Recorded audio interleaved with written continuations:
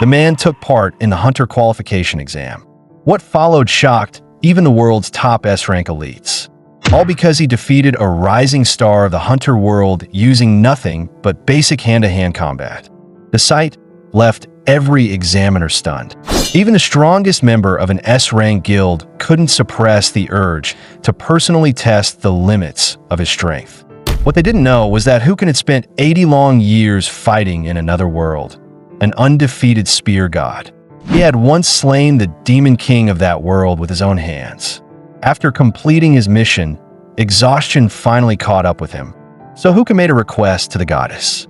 He asked that all his memories and experiences be preserved and that he be sent back to Earth. The goddess agreed, but the version of him on Earth was already dead, so she placed his soul into a new vessel. In the next instant, a beam of light crashed down onto Hukin. That new vessel happened to be a body on the verge of death. Even so, the goddess believed he would live a completely new life through it. When Hukin opened his eyes again, he was back on Earth.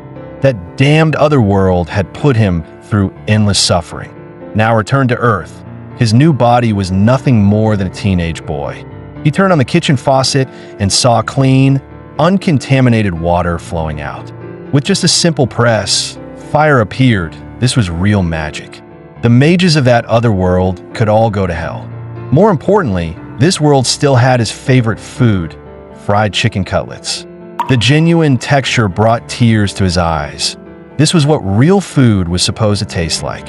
In 80 years of non-stop combat, he had never eaten a proper meal. At last, he could live like an ordinary person in this world.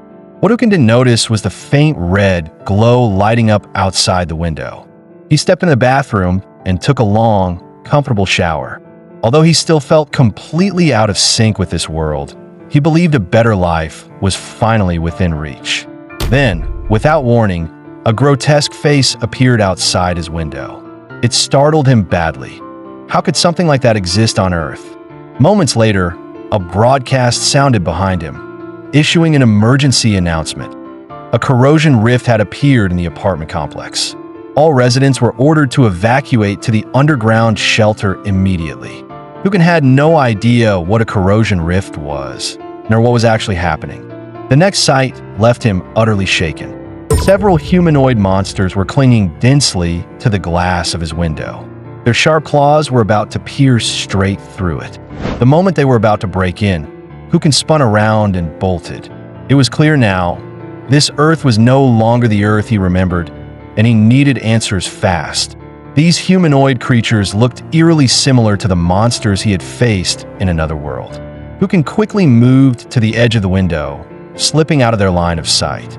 Once they were gone, he climbed out through the window without hesitation. He figured the safest move was to follow the broadcast instructions and head for the shelter. That was when he noticed a child standing ahead. He was about to take the kid with him when he realized the boy was actually planning to go back toward the monsters. The child's face was still young, yet his eyes were unwavering. He even talked about taking down the monsters and asked Hukin if he wanted to join him. Hukin couldn't help but feel baffled. Were kids these days really this fearless? From a child, Hukin learned that Earth had been like this for a full 13 years. Corrosion rifts were the gateways through which monsters emerged, and no one knew how they formed or when and where they would appear. The realization left Hukin frustrated. After all the hardship it took to return to Earth, it had turned into a living hell anyway. He casually asked the child who the strongest hunter on Earth was right now. Without hesitation, the child answered with the name Lee Seun.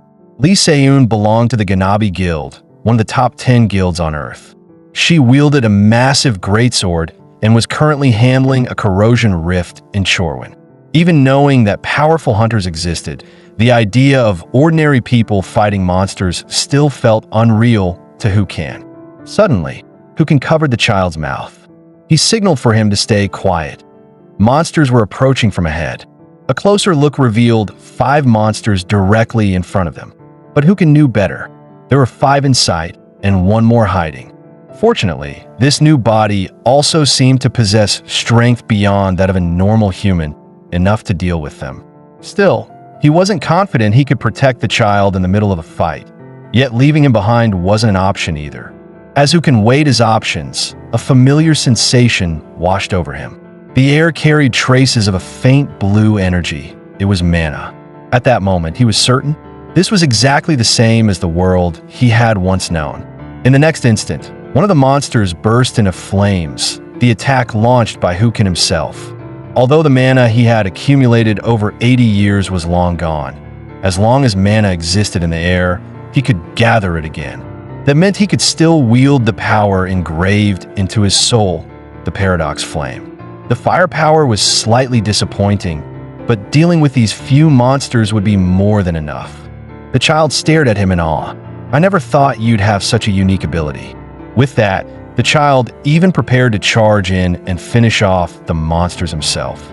Hukin could only feel speechless. The monsters hadn't even fully locked onto their target yet, so why rush out now? Just as Hukin had predicted, the young boy instantly became the target locked onto by the monsters. Terror flooded the boy's face.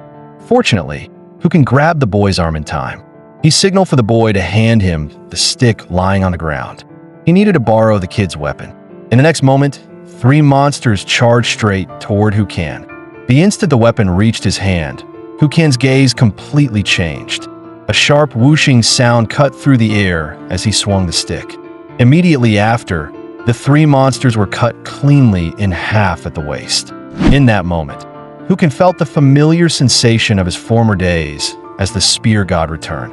The boy was left utterly speechless by the scene. In his eyes, Hukin was clearly no ordinary person. He had to be a hunter hiding his true identity. Yet inside, Hukin was burning with anger. The peaceful life he had fought so hard to reclaim had turned out like this. Soon, wearing an irritated expression, Hukin led the boy into the underground shelter. The boy's mother recognized her child at a glance. She repeatedly thanked Hukin, saying it must have been him who saved her son. Seeing the woman's well-tailored, high-end clothing, Hukin froze for a moment. So the boy was actually from a wealthy family. No wonder he had acted so arrogantly. At that moment, the entire building began to shake violently. In just a brief instant, a monster smashed through the entrance and forced its way inside. Everyone fled in panic, yet Hukin remained standing where he was. The boy turned back and shouted for him to run, saying that even Hukin wouldn't stand a chance against this monster. But Hukin still didn't move. He had thought he'd returned to a familiar world, but now it was clear this place was no different from the other world at all. He asked the boy beside him why. If his family was so wealthy, he still wanted to become a hunter instead of hiding somewhere safe and living comfortably. The boy said his father had been killed. Back then, their family had also been hiding in shelter, yet his father was still slaughtered by monsters. From that moment on, the boy understood there was no truly safe place on Earth. That was why he swore to become a hunter, the strongest hunter, to wipe out all corrosion rifts and save the world, even if it sounded laughable. Before he could finish, Hukin interrupted him. He smiled, a smile filled with quiet reassurance, and said the boy would become a great hunter one day. But unfortunately, he would never be able to save this world. As Hukin's words fell, the boy's mother desperately pulled him, urging him to run. At that exact moment, a thunderous explosion erupted behind them. When the boy turned around, he was shocked to discover the monster everyone had feared was already dead, killed by Hukin with a single hand. The reason Hukin said the boy couldn't save the world was simple, because that job was his, and he happened to have plenty of experience doing it. After dealing with the monster, Hukin returned home to gather basic information about the world. He also discovered that his account balance had dropped to a mere 3,001. The original owner of this body had been a logistics company employee, but the company went bankrupt due to corrosion rifts, leaving him unemployed. Just as Hukin was wondering how to earn money and survive, he noticed a hunter recruitment notice on his phone. Time quickly advanced to the next day inside the Hunter Association building. Today, a grand selection ceremony was about to take place. The event attracted numerous hunter scouts, all hoping to recruit promising newcomers into their guilds. However, one scout believed that this batch of hunters had no real standouts, just a group of minor characters. Yet this selection event also drew the attention of one of the world's top 10 hunters, Lee Se-eun. Almost everyone in the arena looked on with admiration. This was someone they usually only saw on the news. Yet here she was, in person. Everyone assumed Lee Se-eun had come for Han Sang-ah, a top graduate from the Hunter Academy who had awakened electro-control abilities. What they didn't know was that Lee Se-eun hadn't taken Sang-ah seriously at all. At best, she saw her as a walking power bank. A colleague beside her remarked that Han Sang-ah's abilities could still be useful in certain situations. At that, a man next to them adjusted his sunglasses and said calmly that plenty of Academy prodigies had collapsed the moment they faced real combat. Lee Se-eun seemed to like that answer. She casually tossed the colleague a piece of candy as praise. After all, training and real combat were entirely different things. For students who had only experienced controlled exercises, adapting to real battles took time, and Han Sang-ah was no exception. Before long, the match below was about to begin. Lee Se-eun watched with interest, hoping to discover a promising talent. Newcomers, show me strength worth wanting. The host looked surprised when he checked the contestant's profile. Just a civilian, someone who hadn't even attended the Hunter Academy. Meanwhile, Hukin zipped up his combat suit. His hand firmly gripped the weapon issued by the association. The host continued to mock the contestant, wondering how much courage it took to step onto this stage. And now entering the arena, contestant Hukin. To be honest, Hukin still wasn't quite used to this new name. The rules were simple. Only association-issued weapons were allowed, and lethal damage was forbidden. What Hukin truly wanted was to use this hunter exam as a stepping stone to gain higher authority. Across from him, a blonde-haired youth looked arrogant, clearly not taking Hukin seriously. As the referee raised his hand high, the first match officially began. The moment it started, the blonde youth charged forward, thrilled at the thought of fighting someone who couldn't even gather mana. Yet, Hukin's expression remained completely unchanged. To him, his opponent was nothing but openings. In the next instant, Hukin drove his weapon straight into the ground. Then, to the youth's shock, Hukin vanished from sight. Confusion flashed through the blonde youth's mind. Is he a speed-type hunter? By the time he realized what was happening, Hukin was already behind him. Your technique is sloppy, he said. I don't even need a weapon to deal with you. The next second, Hukin slammed a punch into his abdomen, nearly making the blonde youth vomit everything he'd eaten the night before. Just as his opponent was about to collapse, Hukin stepped down and forced him back upright. A brutal uppercut followed, shattering the man's jaw. The blonde youth who had been so arrogant moments ago was now barely conscious. That actually caught Hukin off guard. He knew the guy wasn't his match, but this was a bit too fragile. He'd chosen to fight barehanded precisely because a spear might have injured him too badly. After a brief thought, Hukin relaxed. The kid was probably just a rookie. This clearly wasn't the average level of a hunter. But the sight left Lee Se-eun frozen in place. What exactly is this guy? She immediately pulled up Hukin's profile. A logistics company employee. A colleague muttered that the young man had almost no mana reserves. Power like that should require years of accumulation. If not, then it could only be chalked up to luck. The explanation earned nothing more than a cold shut up from Lee Se-eun and a piece of candy tossed his way. In her eyes, it was far more likely that Hukin was deliberately refusing to accumulate mana. On the arena floor, Hukin rolled his neck, feeling slightly stiff. Still, if he wanted to prove his strength, the fight needed to end decisively. In the next instant, he was already standing beside the blonde youth. His fist rose high as he spoke calmly. Don't worry, this punch won't be lethal. By then, the blonde youth was terrified out of his mind, begging Hukin non-stop. With a dull bang, Hukin knocked him unconscious with a single punch. The scene sparked intense discussion among the hunter scouts in the stands. As others debated his strength, Lee Se-eun made up her mind. She would test Hukin herself. A companion asked her where she was heading. Lee Se-eun replied simply that she was going to see the association president. I have something to ask of him. Meanwhile, Hukin's battles continued. No matter who stepped onto the stage, the result was the same. They couldn't even withstand 3 moves. Hukin couldn't help wondering what exactly the Hunter Academy was teaching to produce fighters this week. Finally, after defeating several opponents, someone worthy appeared before him. The moment she stepped onto the stage, murmurs spread through the crowd. She was the candidate Han Sang-ah, and everyone was eager to see whether she could stop the mysterious prodigy's winning streak. Hukin glanced at her casually, yet interest immediately sparked.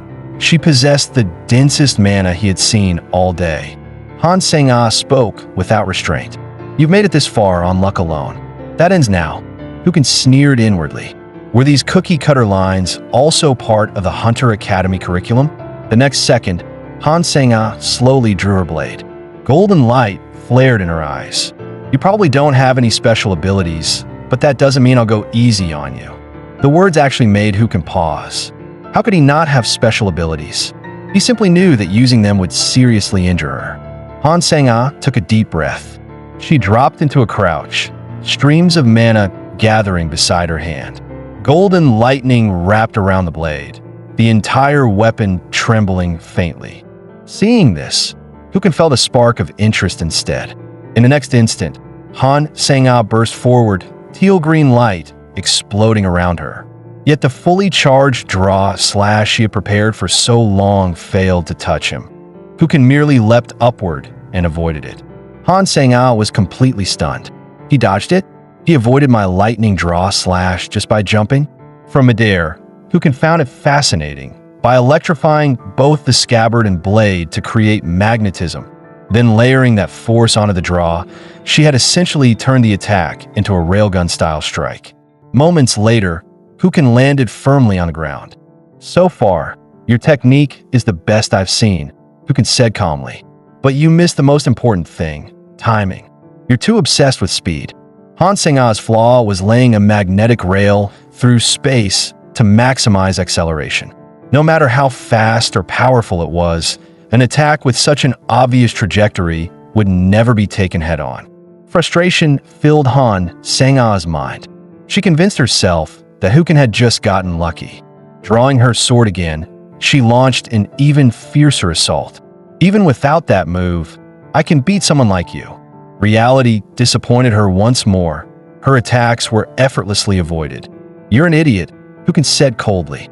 "If I can dodge your fastest attack, how could something this simple ever hit me?" The words completely ignited Han Sang-ah's rage, overwhelming her ability to think.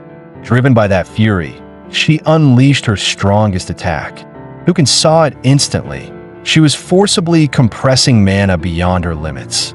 If she continued, her body would collapse first. In a flash, Hukin appeared before her. "Your effort was real, but this fight ends here." Before making a move, Hukin spoke with casual amusement. "If it starts to hurt, raise your left hand." The next instant, a dull thud echoed as his fist slammed hard into Han Sang-ah's abdomen. Even without using full strength, the blow made her retch violently. Seeing this, Hukin followed up with a flurry of punches, striking her face without mercy. Finally, one heavy punch landed squarely on her face. After that hit, Han Sang-ah's consciousness began to drift. With a loud thump, the highly anticipated prodigy collapsed. Not as the victor, but as the defeated. The sight left everyone in shock. He had completely suppressed Han Sang-ah. She was one of the Academy's top students. Because Hukin looked so unremarkable, many assumed Han Sang-ah was all show, believing she relied too much on mana and neglected physical training. At that moment, Hukin sensed movement behind him and thought she was trying to continue the fight. But when he turned around, he saw her slowly raising her left hand. Her entire body was in a disoriented state, barely capable of standing. Hukin found it oddly amusing. He had casually told her to raise her left hand if it hurt, and she actually did, truly an Academy student. Meanwhile, a staff member hurried toward the referee. The man whispered something into the referee's ear, causing his expression to grow increasingly serious. Moments later, the referee announced, "The match schedule has been adjusted. Winner who can, please take a short rest." The announcement puzzled. Hukin hadn't the match already ended?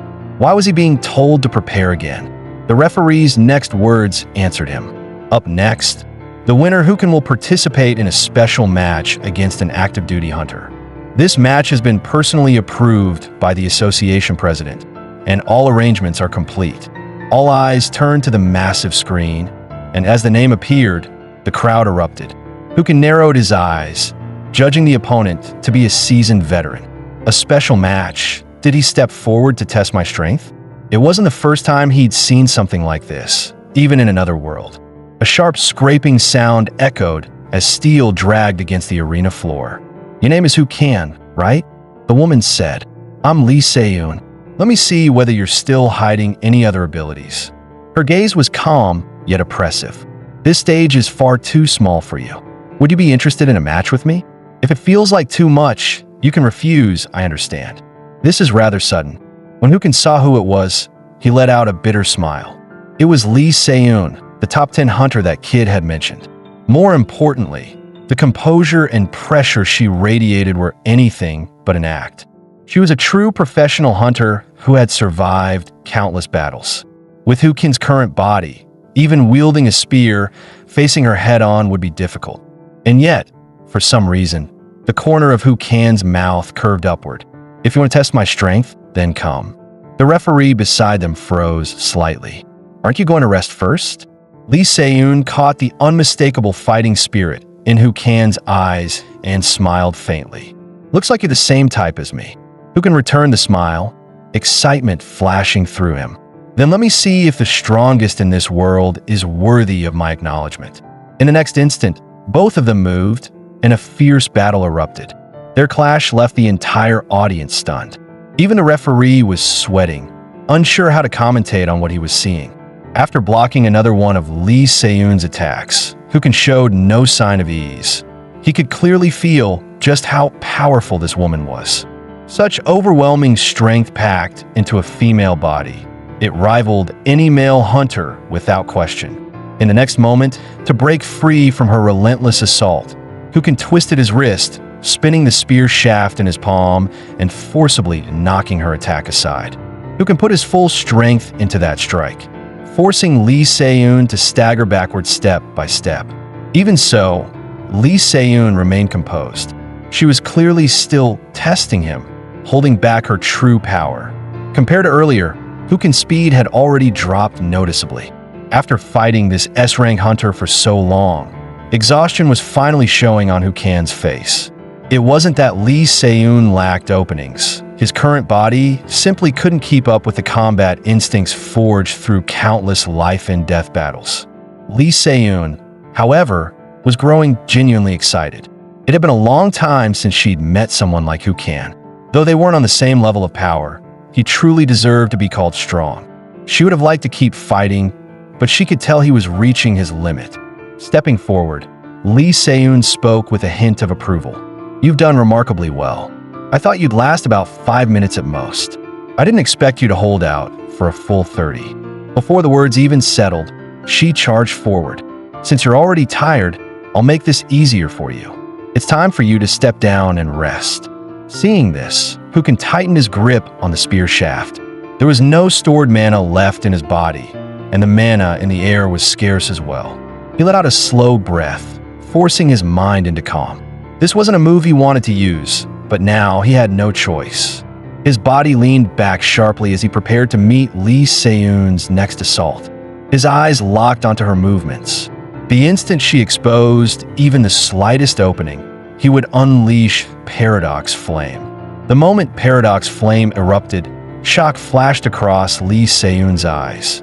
But instead of retreating, she cut straight through it, her blade descending and cleaving the attack in two. Realizing he hadn't injured her, Hukin immediately retreated, widening the distance between them. A satisfied smile appeared on Lee Se-yoon's face.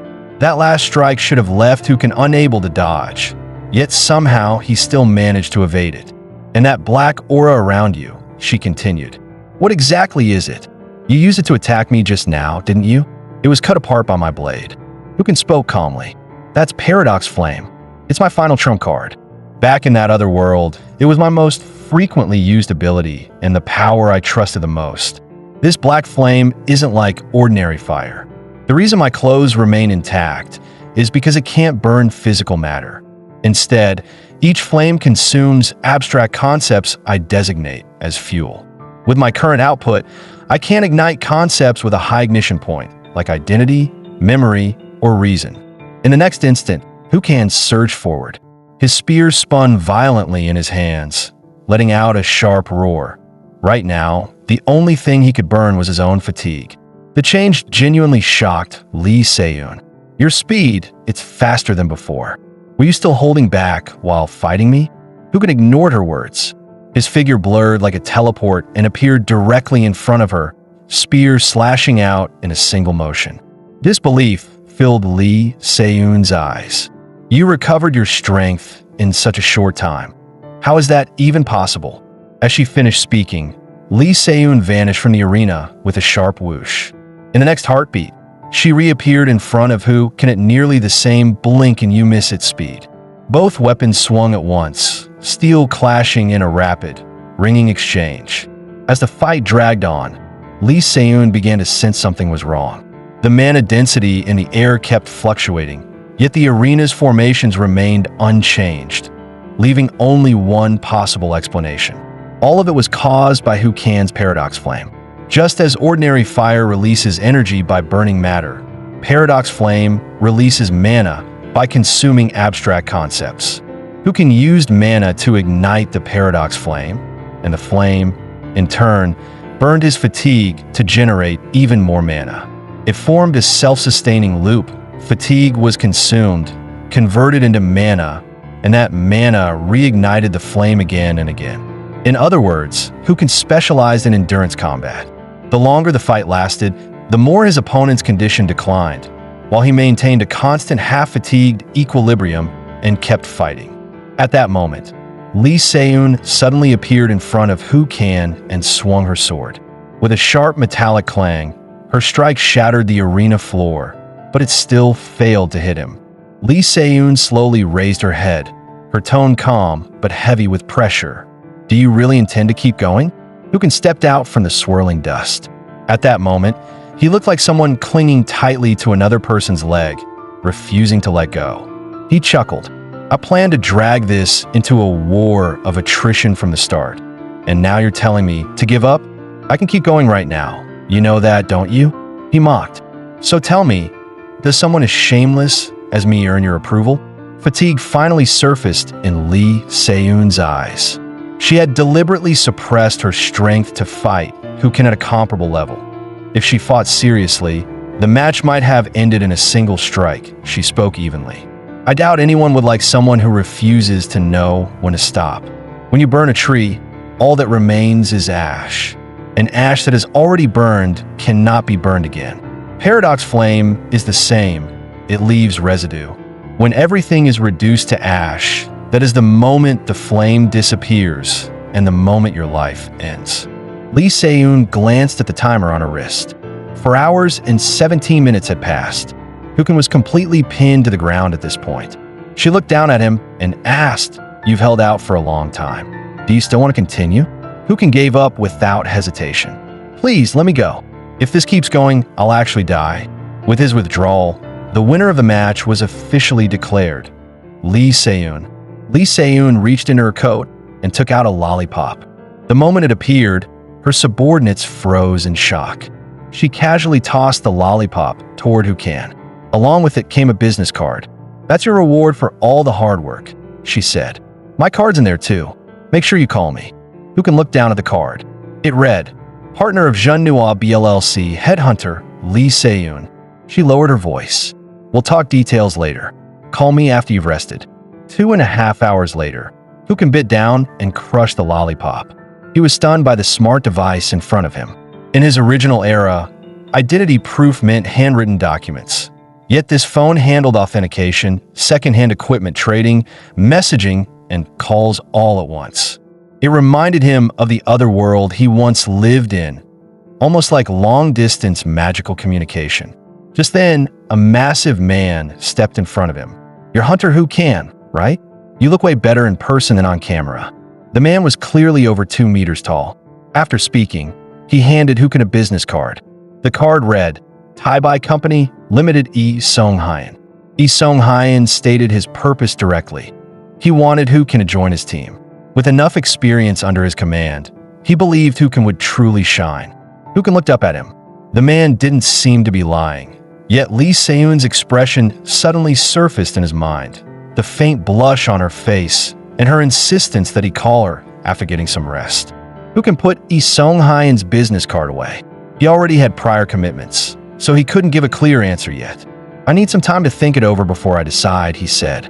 Instead of getting upset, Lee Sung-hyun burst out laughing. "Did you really think I'd force you to decide on the spot?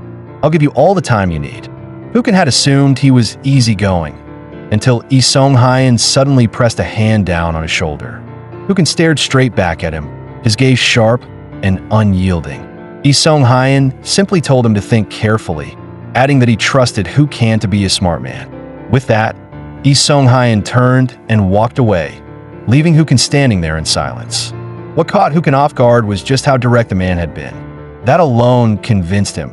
He wouldn't be joining that guild, and he wasn't even going to consider it. 10 minutes later, Hukin called Lee Se-eun and asked where he could find her. She sent him an address right away, a small room on the second floor of the Hunter Association building. When Hukin reached the second floor, he spotted a shop called the Cabin exactly as described. The staff greeted him enthusiastically. After all, Hukin was something of a celebrity now. "Welcome to the Cabin. The person inside has been waiting for you." Hearing his footsteps, Lee Se-eun turned around and waved him over. She looked surprised that he'd arrived so early and asked if something had happened. Hukin briefly explained what he'd just experienced. Someone had tried to recruit him into a guild, a massive guy, to be precise. Lee Se-eun remained calm. That must have been Lee Sung-hyun from the Taibai Guild. Once he shows interest in someone, the other guilds usually back off. Hukin chuckled softly.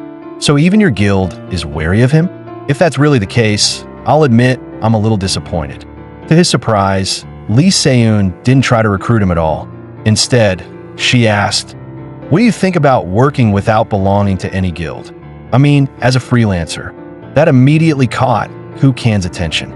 Clearly, Lee Se-eun thought differently from everyone else. She was suggesting that guild missions didn't necessarily require guild membership. She added that Yoon Hyun-sung was probably planning to offer Hukin nothing more than an entry-level position. Hukin slammed his hand on the table. An entry-level role? Then what exactly is a partner hunter supposed to be? Lee Se-eun began to explain. Guild-affiliated hunters typically fall into 3 ranks: entry-level, senior, and partner hunters. Entry-level and senior hunters work in teams, led by a partner-level hunter, and can essentially be viewed as salaried employees. Partner hunters, on the other hand, hold shares in the guild rather than earning a fixed salary. They receive a cut of the guild's net profits, practically making them co-owners.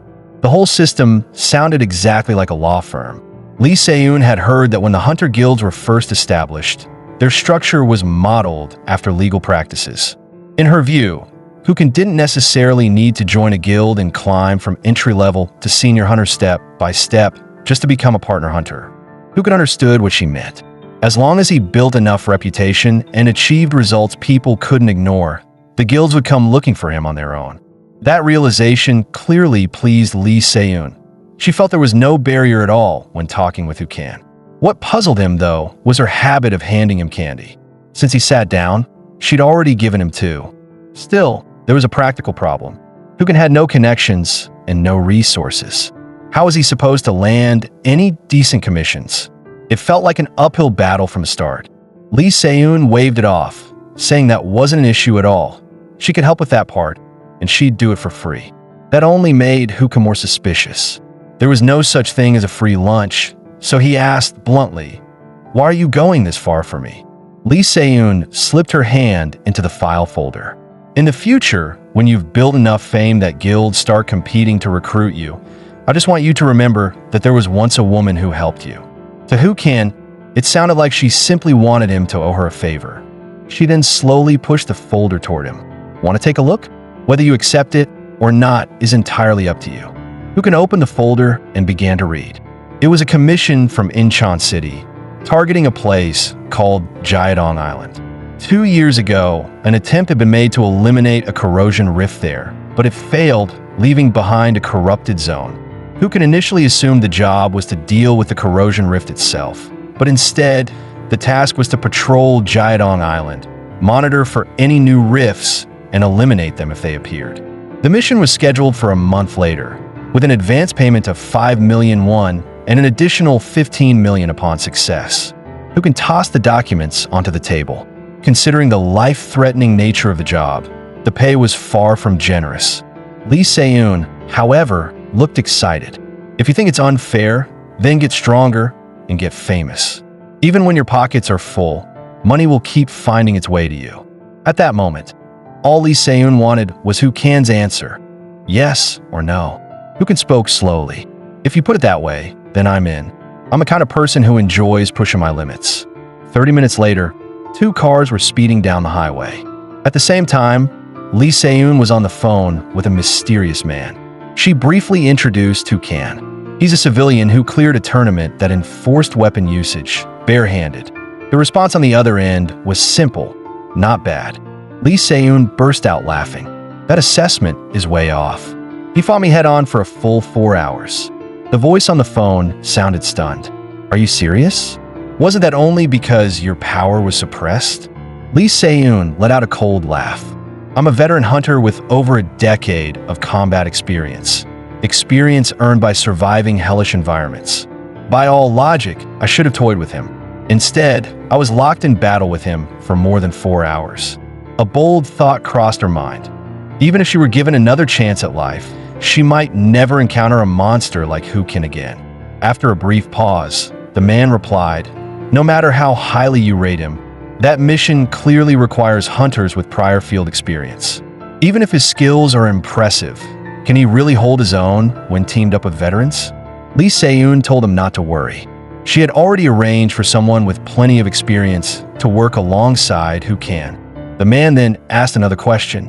What if that kid eventually reaches your level? Lee Se-eun smirked coldly. This might make you uncomfortable, but you'll just have to deal with it. Her answer was blunt. If Hukin ever reaches my level, even the boss might not be able to beat him. The scene shifted back to a month earlier. At that time, Hukin had ordered a package online. The delivery driver complained nonstop. This thing is insanely heavy. What on earth did the buyer order? After dropping the package at the door, the driver hurried off to the next delivery. Once the hallway fell quiet, Hukin opened the door and picked up the package. Soon, a long black case lay on his table, the weapon he had purchased online. With a sharp click, Hukin flipped the latches open with both hands. The moment he saw the weapon inside, his eyes widened slightly. Its design was almost unbelievable. From every angle, the spear matched Hukin's expectations perfectly. Using it in combat shouldn't pose any problems at all. Along with it came a vial of green liquid, a spirit potion. Hunters typically rely on these in emergencies. Packed with highly concentrated mana, it's extremely useful when mana is urgently needed. Normally, managing mana works much like using a water dispenser. Hunters draw mana from the air, store it inside their bodies, and release it when necessary. A spirit potion simply allows that entire process to happen in a very short time. Hukin, however, use mana differently from most people. He skipped the storage phase entirely, absorbing mana directly from the air and using it on the spot. The advantage of this method was clear. Since he drew on ambient mana, there was practically no hard limit. On top of that, as mana flowed through his body again and again, the channels themselves gradually strengthened, allowing him to handle greater amounts over time. Still, there was a downside. Before those mana channels fully matured, the amount he could control was limited, making it hard to unleash powerful bursts in a short window. With no time to wait, the safest option was to store some mana in advance. Who could down the entire vial in one go? If he trained like this for about a month, he was confident he'd reach the level he needed. A month later, the scene shifted to Jiadong Island in Incheon. A long line had already formed at the assembly point. Everywhere he looked, there were hunters preparing for the operation. After staff verified Hukin's information, he was assigned to Squad 8. Soon, he found himself waiting beneath a sign marked with the number 8. While Hukin remained quiet, the other hunters chatted excitedly. This month's payout should be pretty good. I wonder when we're moving out. As Hukin rested in meditation, he suddenly heard someone call his name. Turning around, he saw Hunter Han Sang-ah.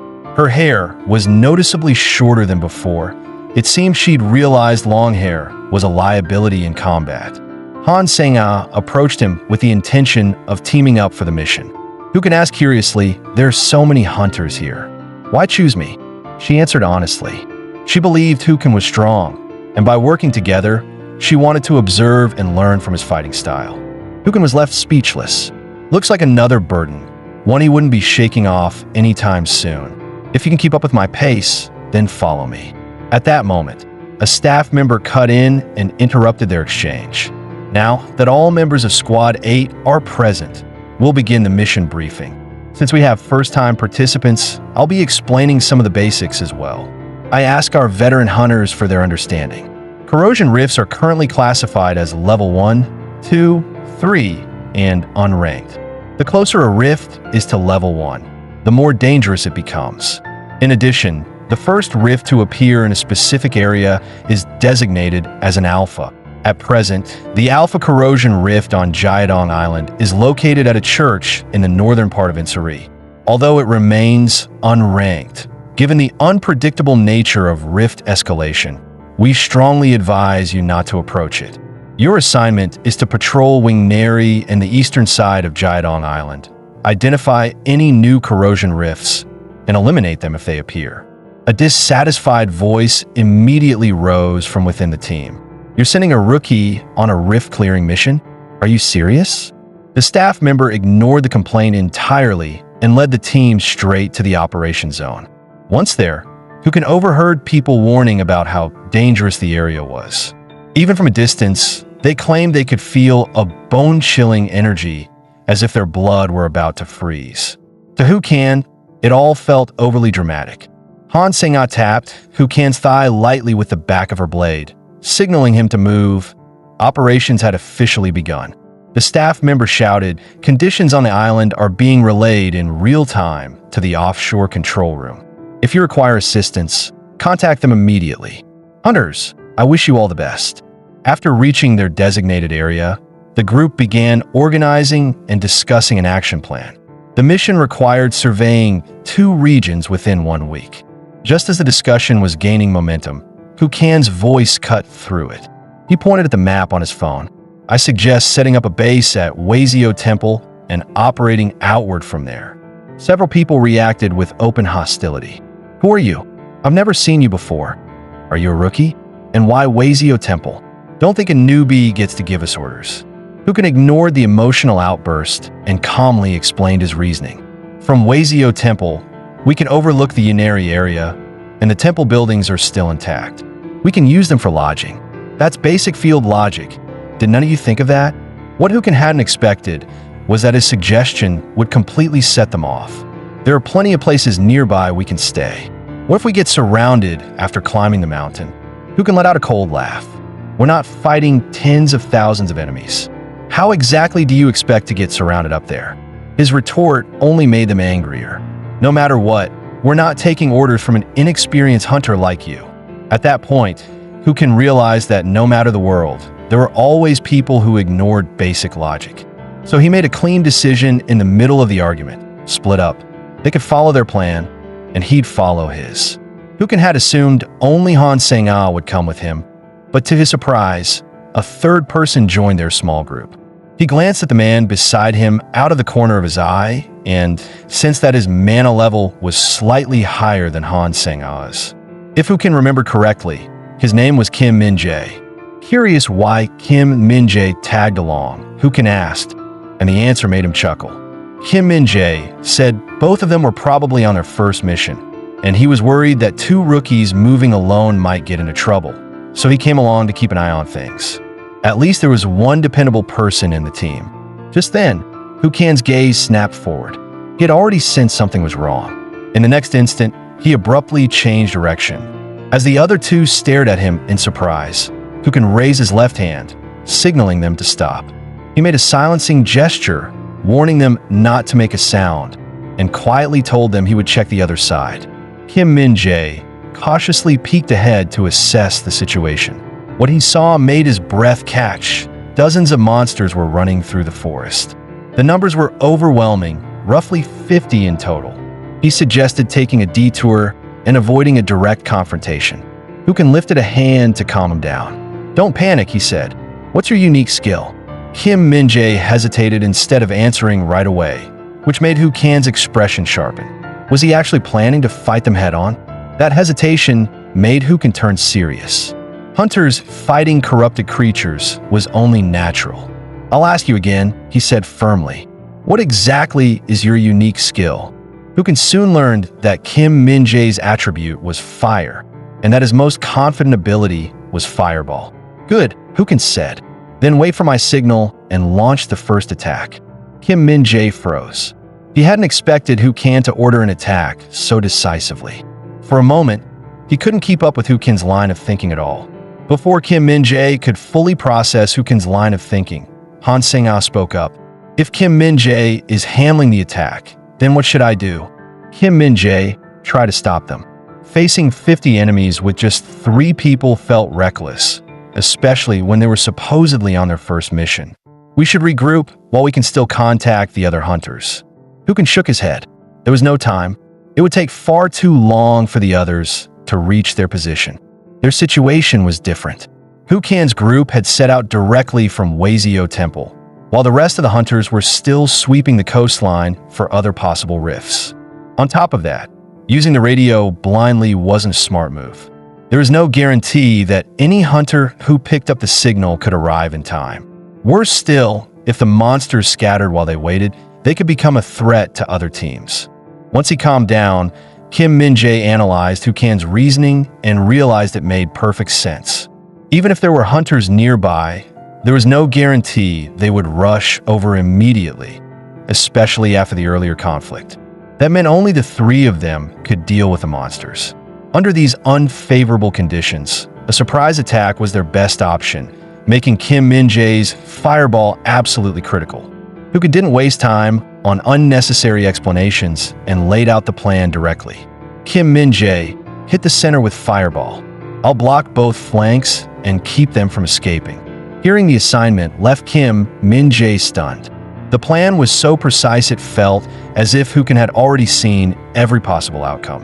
For a moment, Kim Min-jae wondered what kind of person Hukin really was.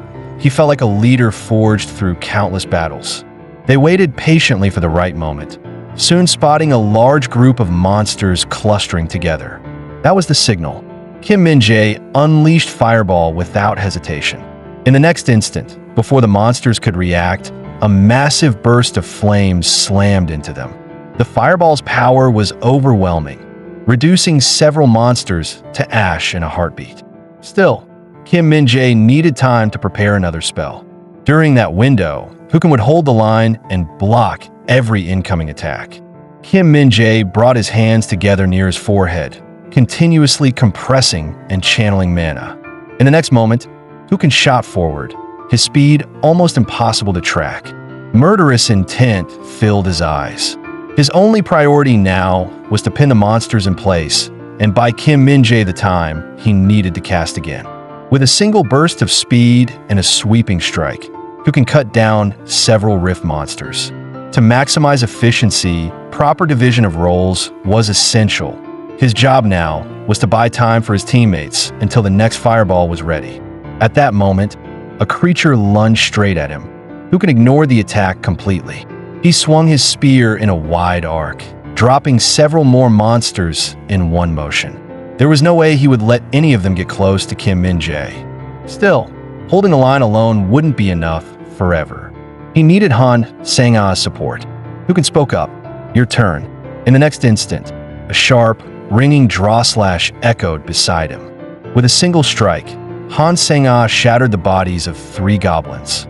She exhaled deeply and said the job was done. For now, it was up to Kim Min-jae. Almost at the same time her voice faded, a surge of blazing energy erupted. Kim Min-jae's Fireball was ready. Hukin quickly signaled him to wait. "Hold on. Fire after I move. Getting hit by that would be a problem." The moment Hukin cleared the area, Kim Min-jae unleashed the Fireball. The blazing mass shot forward like a runaway beast, charging straight toward the monsters. A thunderous explosion erupted where Hukin had been standing just moments earlier. He had already leapt clear before the impact. Immediately after, Hukin tightened his grip on the spear.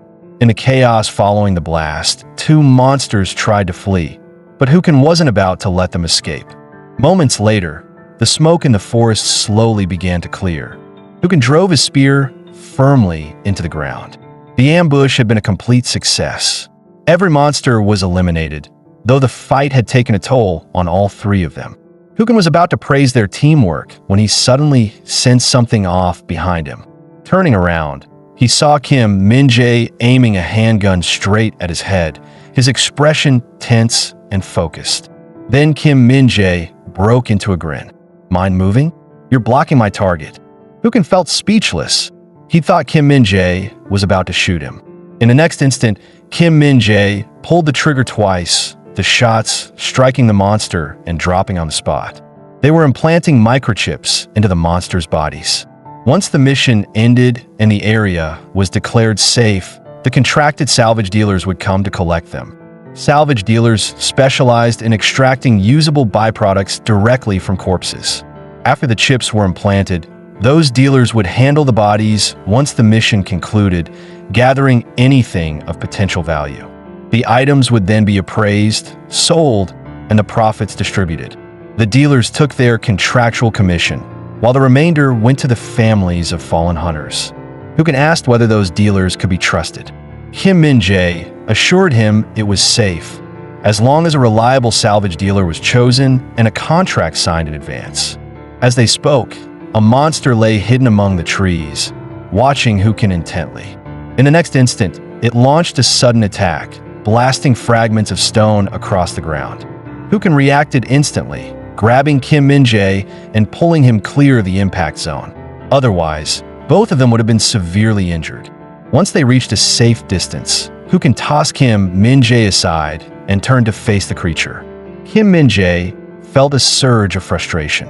They had just wiped out a whole group of monsters, and now another one appeared. The monster let out a chilling laugh, opening its mouth to reveal rows of grotesque fangs. Hukin's expression hardened. This was clearly the leader of the earlier monsters. With a piercing roar, the creature's howl echoed through the forest. No one could tell whether it was calling for reinforcements. Hukin cursed under his breath. If it was going to fight anyway, why hadn't it charged in with its underlings earlier? Challenging all three of them alone was nothing but suicide. The bat leader let out a shrill, grating laugh. Hukin could feel the mana surging within it. This was on a completely different level from the lesser monsters. Hukin shouted for his teammates to stay back, ordering them not to interfere. He would handle it alone. The creature's power was overwhelming. If it caught up, none of them would escape. The two froze. Normally, a monster like this required all three to fight together. Hukin cut them off sharply. "I'll say this once. Retreat now. Don't make me repeat myself. Unless you want to go home with your heads separated from your bodies." The words left them stunned. That was a terrifying way to put it. Hukin shook his spear and told them again to leave immediately. Fighting alone would let him unleash his full strength without restraint. He roared, "Come on then, you damn bat leader." In moments, Hukin clashed head-on with the bat leader. Han Sang-ah instinctively moved to help, but Kim Min-jae stopped her. "Now's not the time. We'd only hold him back." And despite appearances, Hukin wasn't actually being overwhelmed. None of the bat leader's attacks had landed, not even once.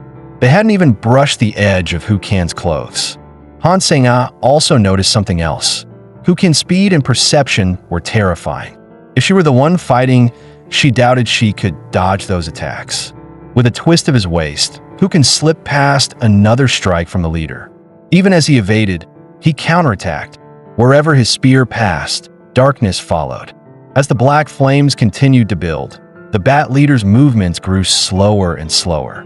Though it looked like a fierce struggle, the truth was that Hukin was completely toying with the creature. Han Sang-ah stood frozen in shock. Was Hukin really a rookie hunter like her? He looked far more like a veteran hardened by countless battles.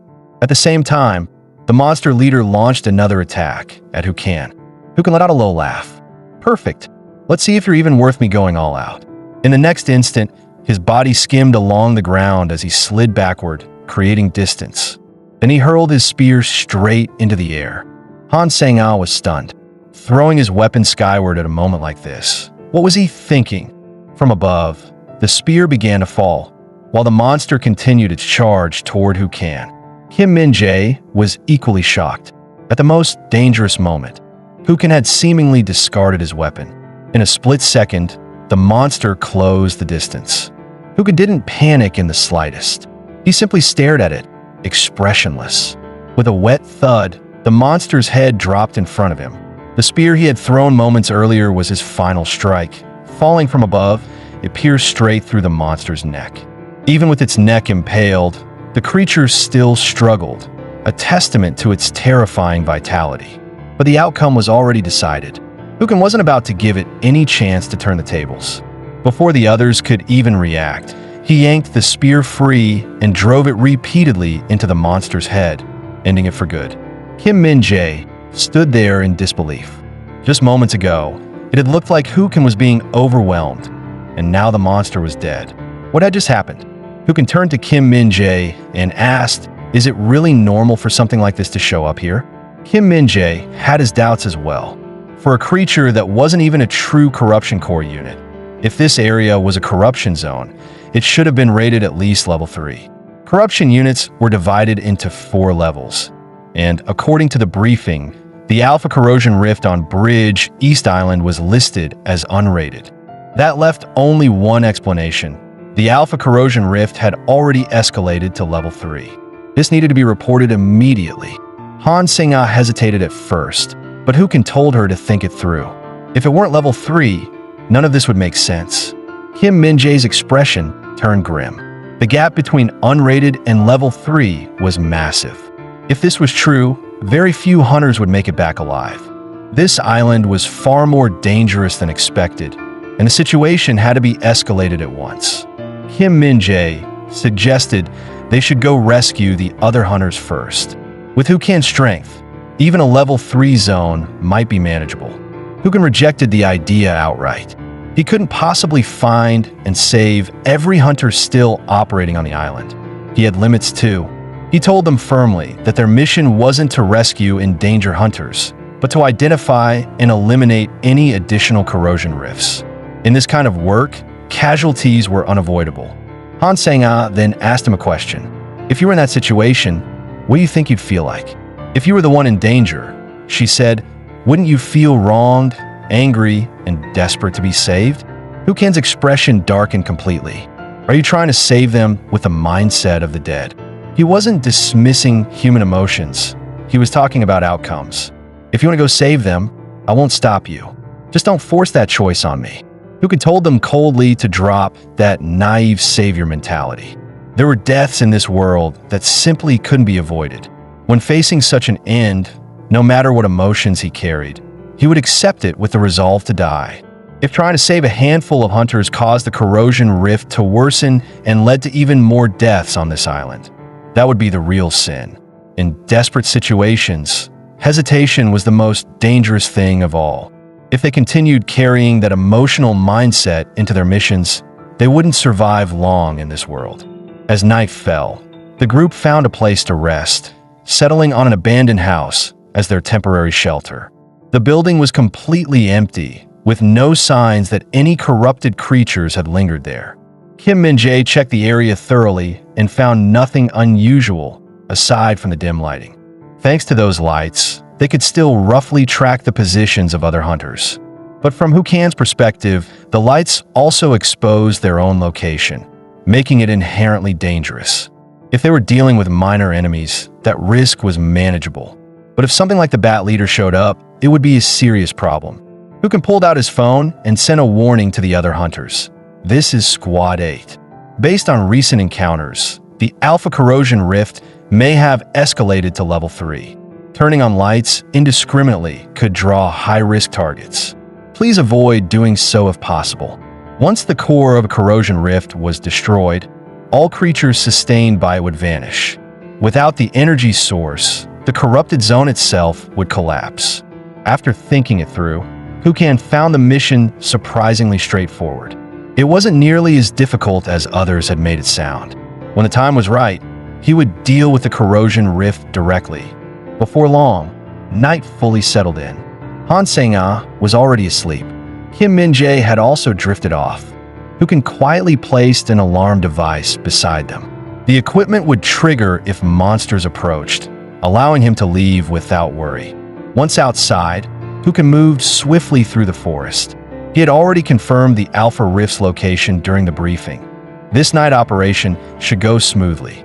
At that moment, Hukan sensed something was wrong. There was movement ahead in the forest. He stopped abruptly, eyes fixed forward. A familiar, unsettling laugh echoed through the trees. Hukan's expression darkened. He had known things were going too smoothly. Sure enough, something was off. Without hesitation, he ignited his flames. But when he turned to face the threat, he realized it wasn't the monster he had expected. The creature before him was something he had never seen before. Its massive body towered over him, far larger than anything the Bat Leader could ever compare to. At the same time, an emergency erupted at the Hunter Association headquarters. Signals from several members of Squad 5 had gone completely dark, presumed dead. The management was shaken. Even worse, more casualty reports from other squads began pouring in. Damn it! What the hell had been happening in that area? The officer in charge rushed to the communications center, requesting immediate reinforcements and issuing a high-priority distress call to all hunters in the zone. Moments later, another alert came in. Someone was rapidly approaching the Alpha Corrosion Rift's core. The leader immediately ordered his team to contact that hunter and tell them to stop at once. Whatever lay ahead was extremely dangerous. Then the identity data came through, and everyone froze. The hunter heading toward the Alpha Core was Hukan of Squad 8. That meant he was likely the first to locate the Corrosion Rift's core. The leader ordered an immediate connection to Hukan's terminal to confirm his status. A corrosion core escalating mid-operation had never happened before. In the chaos, Hukan was the first to detect the anomaly and rush toward the core. He had to be monitored closely. The feed connected quickly. On screen, Hukan was locked in combat, or rather, sprinting for his life while being relentlessly chased by a monster. The creature was far stronger than he had anticipated, and its speed was terrifying. Then Hukan's voice came through the Hunter Association's channel. The monster behind him was absurdly powerful. Being alive at this point was nothing short of luck. While sprinting, Hukan cursed out loud. Weren't there people assigned to investigate this place? How did no warning come through at all? When he got back, he'd shoved the corrosion core down every last one of their throats. The outburst made the Hunter HQ staff exchange awkward looks. In the end, they decided to mute his terminal. Confirming he was still alive was enough. Hukan knew his limits. In his current state, killing that monster outright with brute force was impossible. His only option was to slowly wear it down and finish it with a decisive spear strike. But the creature in front of him completely defied expectations. It showed no signs of collapsing at all. During the daytime fight with the Bat Leader, Hukan had drained an excessive amount of mana from Jiao Dragon Island, severely weakening that enemy. That meant he couldn't leave the island now. He had to find a spot to replenish his mana, fast. At that moment, his eyes sharpened. He'd found exactly what he was looking for. Ahead of him, a pitch-black hole had opened in the ground, like a bottomless abyss. Without hesitation, Hukan leapt straight in. As he dropped, he even turned back and taunted the massive creature behind him, telling it to hurry up. There was something he wanted to check. At the same time, Hukan's signal abruptly vanished from the Hunter HQ monitors. The reason was simple. He had entered the Alpha Corrosion Core. When the report came in, the leader's face went pale. This was bad, very bad. Upon entering the core itself, Hukan realized it was far cleaner than he'd expected, with barely any visible corrosion spread. He frowned. According to prior data, even Tier 5 and Tier 3 corrosion cores didn't spread that fast. So just how extreme were Tier 1 and Tier 2 supposed to be? Moments later, Hukan erased the boundary of the corrosion rift. What awaited him next was the real threat, the true heavyweight. He wasn't the type to obsess over a fight, but if something kept provoking him, his patience would run out. Slowly, Hukin tightened his grip on his weapon. One of the greatest flaws of Paradox Flame was its uncontrollable spread. It affected every living being except Hukin himself, allies included. That was what made Paradox Flame both terrifying and fundamentally dangerous.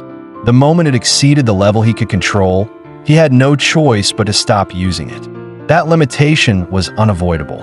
At that moment, a monster appeared ahead of him. Hukin thrust his spear forward without hesitation. The creature let out a single shriek before going completely still. Hukin let out a quiet chuckle.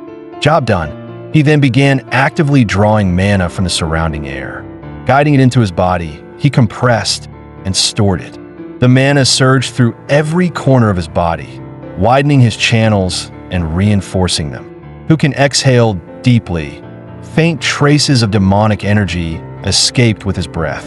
The result was astonishing, far beyond what he had anticipated. Then, cracks began to form across the sky. Hukin glanced upward, completely unfazed. Looks like there's more coming. Soon after, several monsters identical to the previous ones emerged from the rift. Unfortunately for them, they were too late. Hukin's body had already completed its refinement. This level of enemy no longer posed a threat. 3 monsters charged straight at Hukin, and with a sharp flick of his spear, he sneered, "You really are brainless. Do you still think numbers mean anything?" In the next instant, the mana bursting from Hukin tore the monsters apart, not one of them coming close to his clothes. Hukin was several times stronger than before, but compared to his power in the other world, it was still far from enough, barely 1% of his former strength. At that moment, a shadow appeared behind Hukin, launching a sneak attack. A chill ran through him. When did it get that close? Almost the moment the attack began, Hukin had already pulled away. The creature had a humanoid body with the head of a rat, its corrosion core clearly on an entirely different level. Instead of fear, Hukin felt intrigued, wondering how many chain strikes this level could endure. The next second, Hukin surged forward, his spear whirling with overwhelming force. He thrust once. The rat-headed creature blocked it head-on. It mocked him. That strike was too slow. What it didn't realize was that the blow wasn't full speed, but it was heavy enough to crack its weapon. Hukin locked his gaze on it and said calmly, "Twin Moon Spear, first strike, pierce." In the next instant, the creature was blasted backward by his mana. Hukin pressed the advantage immediately, beating it down before it even understood what had happened. Twin Moon Spear was Hukin's technique. Each attack left a blue trajectory that perfectly repeated the first strike 4 additional times. If Hukin simply followed the trajectories to attack, that would be nothing more than a basic technique, linking 4 confirmed hits. But his real attack was completely different from those stack strikes. His blue trajectories could attack on their own, transforming into something like twin demonic boomerangs that were nearly impossible to evade. Against this kind of delayed combo assault, Hukin saw no hidden trump card that the rat-headed creature could use to turn the tables. Soon, the rat-headed monster was struck again. Once it exposed an opening, Hukin could finish it instantly. Now it was time to end everything. In the next second, Hukin unleashed a relentless barrage of attacks. Every strike echoed 4 times in succession, pushing the creature's body to the brink of collapse. Before long, even its head was reduced to half. Yet it surely didn't think this alone meant the end. Just as Hukin prepared to continue his assault, a box suddenly appeared in his hand. He slowly opened it. The moment he saw what was inside, Hukin froze completely. Meanwhile, Hunter headquarters had descended into chaos as corrosion rifts spread outward from the center of Bridge, East Island, while team signals dropped one after another. Faced with this scene, the leader was at a loss. Events had spiraled far beyond his expectations. Despair filled his eyes. Was this truly the end? Without a miracle, all they could do was stand by and watch the hunters be wiped out. Just then, a subordinate shouted, "Sir, you need to see this." He continued urgently. A message just came in from a hunter inside the Alpha Core region. The leader immediately switched the feed to the main screen, where every channel displayed the message from Hukan. The message confirmed that the corrosion core signal had vanished, eradicated, and that all corrosion entities encountered by hunters had disappeared.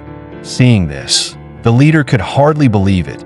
He was witnessing a miracle with his own eyes. After sending the message, Hukan let out a long breath. He looked up at the sky, noticing how many stars were still visible, and more importantly, how fresh the air felt. Far better than in the other world. Time rewound to 2 minutes earlier, as a massive wave of monsters poured out from the rift.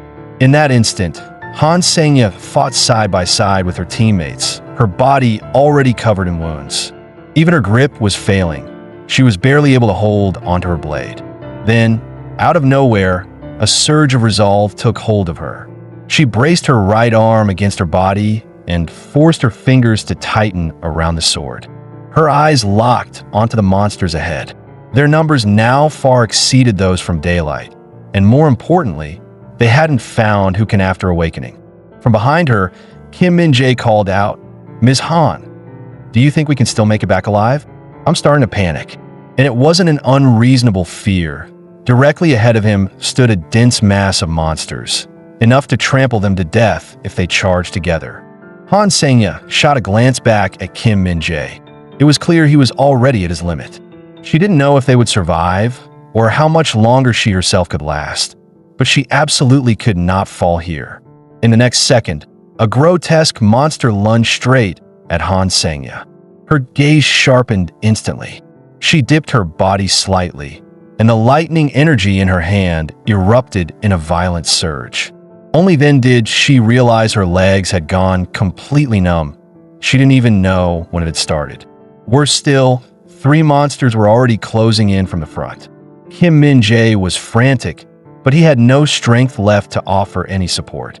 One of the monsters was just about to sink its teeth into Han Sengya's neck. Unable to bear what came next, Kim Min-jae squeezed his eyes shut.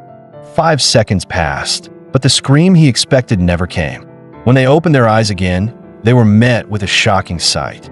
Every monster before them had vanished, reduced entirely to drifting ash. The next day, Hukan regrouped with them at the Hunter Assembly Point on Bridge, East Island. The moment he took in the scene, his expression darkened. So many people were injured. Had the corrosion rift gone berserk while he was away? Seeing Hukan arrive, the others stared in disbelief. You really cleared a level 3 corrosion rift by yourself? Yet looking at his lean frame, no matter how they judged it, he didn't look like someone capable of pulling that off alone. Hukan walked a bit farther forward and soon spotted the members of the 8 squad. Kim Min-jae was genuinely stunned. He never imagined Hukan had actually handled the rift solo. Hukan let out a cold chuckle. It wasn't so much a conscious decision as his body acting before his mind ever caught up. Everything he did was simply to protect his fellow hunters. Since things had gone so smoothly, he figured it was time to properly play the role of a good guy and shed the villainous image he'd earned before. Just then, someone called out from behind him, introducing himself as Park Young-kai, a branch manager from the Korean Operations Company. Hukan glanced at him and asked flatly, "So, you're the one who sent me here?" Park Young-kai asked him to come along, explaining that the mayor wanted to meet him. Hukan had lost count of how many times he'd been summoned like this. Being ordered around seemed to be a chronic habit of those old men. Thinking about it, Hukan suddenly remembered something important. The contract never mentioned any reward for eliminating a level 3 threat, so since he was already here, it made sense to talk numbers. After Hukan stepped out of the car, another man approached him and greeted him proactively. The man introduced himself as Lee Bit-jae, a coordinator in charge of partnership negotiations. As they walked, Lee explained that the mayor had been eagerly awaiting this meeting and was completely stunned when the Bridge East Island report came in at dawn. The chairman immediately ordered this meeting to be arranged, canceling all other appointments just to have a proper conversation with Hukan. A newcomer destroying a level 3 origin on his own was something that hadn't happened since the era of the first-generation veteran hunters, and Hukan hadn't expected to hear that someone in the distant past had once achieved the same feat. It must have been an extraordinary figure.